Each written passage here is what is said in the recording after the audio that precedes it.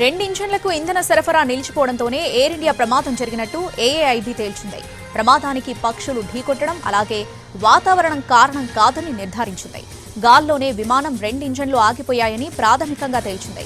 Pilot ఎందుకు switch off చేసినట్లు మరో పైలట్ను ప్రశ్నించాడని, తాను స్విచ్ ఆఫ్ చేయలేదని ఆన్సర్ ఇచ్చినట్టు రిపోర్టులో పేర్కొంది. అహ్మదాబాద్ ఎయిర్ ఇండియా విమాన ప్రమాద ఘటనపై air craft accident investigate bureau ప్రాథమిక నివేదిక విడుదల చేసింది.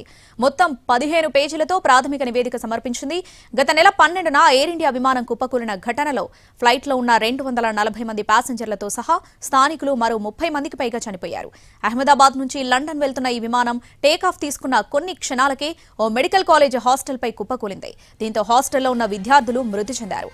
ఈ ఘటనకు సంబంధించి ఏఐబీ కీలక విషయాలు బయటపెట్టింది. విమానం టేకాఫ్ అయ్యాక ఇంధన కంట్రోలర్ స్విచ్లు సెకండ్ పాటు ఆగిపోయినట్లు వెల్లడించింది. పైలట్ ఎందుకు స్విచ్ ఆఫ్ చేసినట్లు మరో పైలట్ ను ప్రశ్నించాడని, తాను స్విచ్ ఆఫ్ చేయలేదని మరో పైలట్ సమాధానమిచ్చినట్లు రిపోర్టులో పేర్కొంది. కాక్పిట్ లో ఇవే పైలట్ల ఆఖరి మాటలని ఏఐబీ తెలిపింది. తర్వాత పైలట్లు మేడే కాల్ ఇచ్చారని స్పష్టం చేసింది.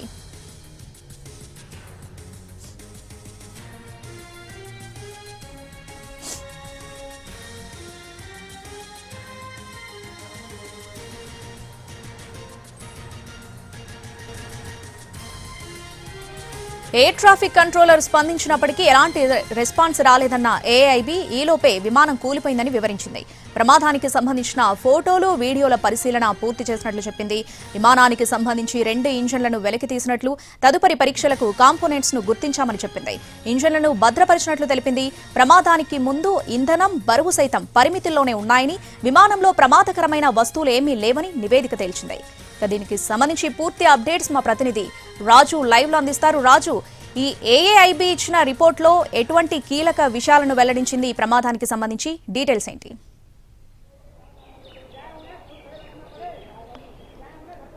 శ్రావణి, నిజంగా అంటే సరిగ్గా నెల రోజుల క్రితం జరిగింది ఈ దుర్ఘటన. దేశం మాత్రమే కాదు, ప్రపంచం మొత్తం కూడా దిగ్భ్రాంతికి గురైనటువంటి పరిస్థితి కనిపించింది. ఎందుకంటే అహ్మదాబాద్ నుంచి లండన్ బయలుదేరిసినటువంటి విమానం మొదట ఢిల్లీ నుంచి అహ్మదాబాద్ వెళ్ళింది. సో ఢిల్లీ నుంచి సరిగ్గా 11 గంటలకు బయలుదేరినటువంటి విమానం ఆ తర్వాత అహ్మదాబాద్ చేరుకుంది. అక్కడి నుంచి 1:30 తర్వాత ఏదైతే గ్రౌండ్ క్లియరెన్స్ తీసుకొని ఇక టేకాఫ్ కు సిద్ధమైనటువంటి సిచ్యువేషన్ మనకు అక్కడ స్పష్టంగా కనిపించింది.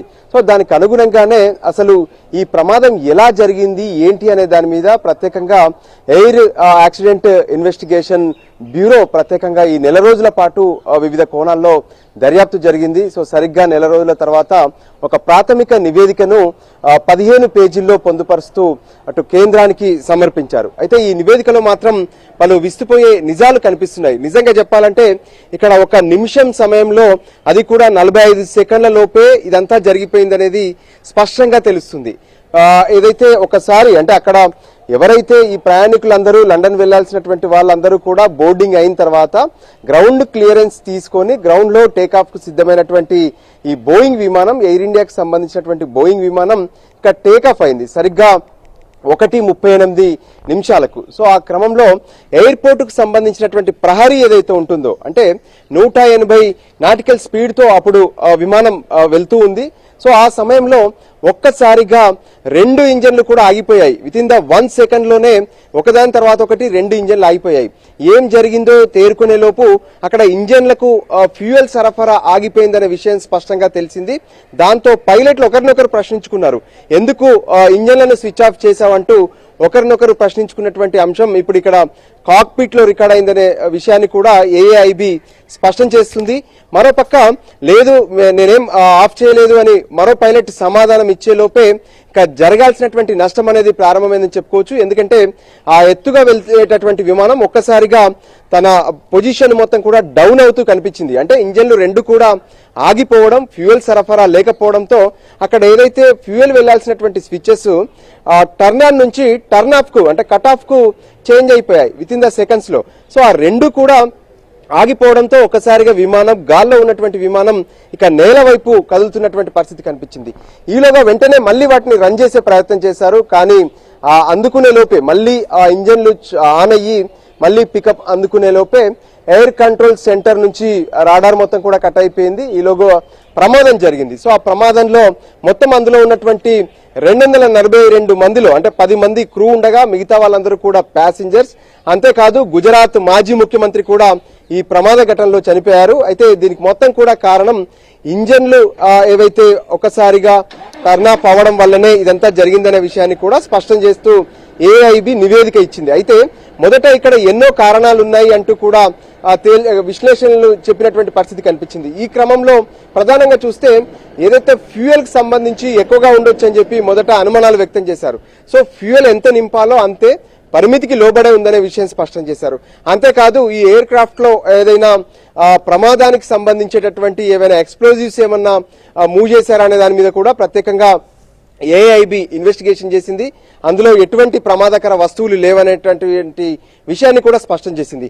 సో ఒక్కరు మాత్రమే ఈ ప్రమాదంలో బతికారని చెప్పుకోవచ్చు. ఎవరైతే 11A సంబంధించినటువంటి సీట్లో కూర్చున్నటువంటి వ్యక్తి ఒక్కడు మాత్రమే ఫ్లైట్ నుంచి ఎజెక్ట్ అయి తను బతికారు. సో మిగతా వాళ్ళందరినీ శవాలు ఇచ్చేందుకు కూడా ఎంతో కష్టంగా మారినటువంటి ప్రమాదం అని చెప్పుకోవచ్చు. అందరికీ DNA టెస్టులు చేసి ఆ శవాలన్నీ కూడా ఇచ్చారు. అయితే ఇప్పుడు ఏఐబి నివేదికలో మాత్రం ఈ ఇంజన్లు ఎందుకు ఆఫ్ చేయబడ్డాయి అనే దాని మీదనే కీలకంగా ప్రశ్నిస్తున్నారు. ఎందుకంటే ఢిల్లీ నుంచి అహ్మదాబాద్ వరకు ఈ విమానం సరిగ్గానే వెళ్ళింది. సో ఆ తర్వాత మళ్ళీ అహ్మదాబాద్ లో ఎప్పుడైతే టేకప్ అవుతున్నటువంటి క్రమంలో సరిగ్గా ఎయిర్పోర్ట్ కు సంబంధించినటువంటి ప్రహరీ గోడ ఏదైతే ఉంటుందో అది దాటేటటువంటి సమయంలోనే ఇది జరిగింది. అంటే పెద్ద దూరం కూడా వెళ్ళలేదు. అప్పుడప్పుడే 180 నాటికల్ స్పీడ్ లో వెళ్తున్నటువంటి పరిస్థితి కనిపించింది. సో ఈ క్రమంలో ఇంతకీ ఆ 2 ఇంజన్లు ఎందుకు ఆఫ్ అయ్యాయి, ఆ బటన్ అంటే ఆన్ గా ఉండేటటువంటి ఆ టర్న్ ఆన్ బటన్ ఒకసారిగా ఆ టర్న్ ఆఫ్ కు ఎందుకు వెళ్ళింది అనేది, కట్ ఆఫ్ కి ఎందుకు వెళ్ళింది అనేది ఇప్పుడు కీలకమైనటువంటి ప్రశ్నగా ఏఐబి భావిస్తుంది. అయితే ఇది టెక్నికల్ గా జరిగిందా లేదంటే అక్కడ ఉన్నటువంటి పైలట్లలో ఎవరైనా చేశారనేది మాత్రం పూర్తి స్థాయి దర్యాప్తు చేసిన తర్వాతనే తెలుస్తుందనే విషయాన్ని స్పష్టం చేస్తున్నారు. ఇక దాంట్లో విచారణలో భాగంగానే ఇప్పటికే ఈ విమాన శకటాలతో పాటు అందులో ఉన్నటువంటి కాక్పీట్, మరోపక్క FDR ఏదైతే ఫ్లైట్ డాటా రికార్డర్ ఉంటుందో ఈ రెండింటిని కూడా విశ్లేషిస్తూనే మరోపక్క ఇంజన్లకు సంబంధించినటువంటి భాగాలను సైతం పూర్తిగా క్వారంటైన్ చేశారు. అంటే వాటిని ఎవరూ కూడా ముట్టుకోవడానికి కానీ వాటిని పరిశీలించడానికి వీలుండదు. పూర్తిగా అది దర్యాప్తు సంస్థ ఆధీనంలోనే ఉంటుంది. అవసరమైతే మళ్ళీ వాటిని దర్యాప్తు చేసేందుకు కూడా ఉపయోగించుకుంటారు. సో దానికి అనుగుణంగానే ప్రస్తుతం అయితే నెల రోజుల తర్వాత ఏఐబి ప్రాథమిక నివేదిక ఇచ్చింది. దాని ప్రకారం ఏ విధంగానైతే ఆ టర్న్ ఆన్ సంబంధించినటువంటి స్విచెస్ 2 ఇంజన్లకు ఒకేసారి విత్ ఇన్ ద సెకండ్స్ లో ఫ్యూయల్ ను కట్ ఆఫ్ చేయడం వల్లనే ఈ ప్రమాదం జరిగిందని ప్రాథమిక నివేదిక ద్వారా స్పష్టంగా తెలుస్తుంది. Right Raju, thanks for the updates.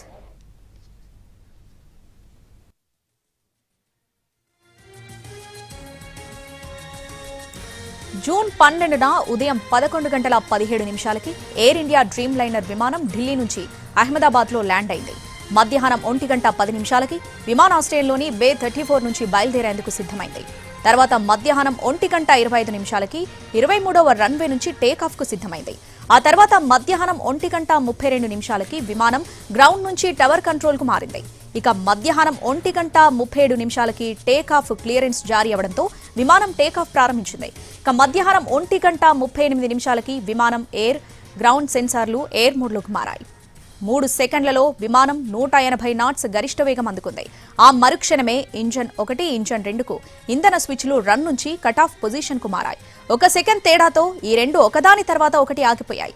ఇంజన్లు 2 టేకాఫ్ వేగం నుంచి తగ్గుతూ వచ్చాయి. స్విచ్లు ఎందుకు ఆపారంటూ ఒక పైలట్ మరో పైలట్ ను ప్రశ్నించినట్లు కాక్పిట్ వాయిస్ రికార్డర్లో ఉంది.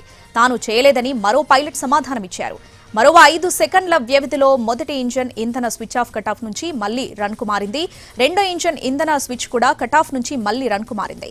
మొదటి ఇంజన్ తిరిగి ఆన్ అవ్వడం ప్రారంభించింది. రెండో ఇంజన్ మాత్రం నిర్దిష్ట వేగాన్ని అందుకోలేదు. ఇక మధ్యాహ్నం 1:39 పరిస్థితిని అర్థం చేసుకున్న పైలట్ మేడే మేడే మేడే అనే సందేశాన్ని పంపించారు. 6 సెకండ్ల వ్యవధిలో డేటా రికార్డింగ్ ఆగిపోయింది. ఇక మధ్యాహ్నం 1:44 క్రాష్ ఫైర్ టెండర్లు సహాయక చర్యల కోసం ఎయిర్పోర్ట్ నుంచి బయలుదేరాయి.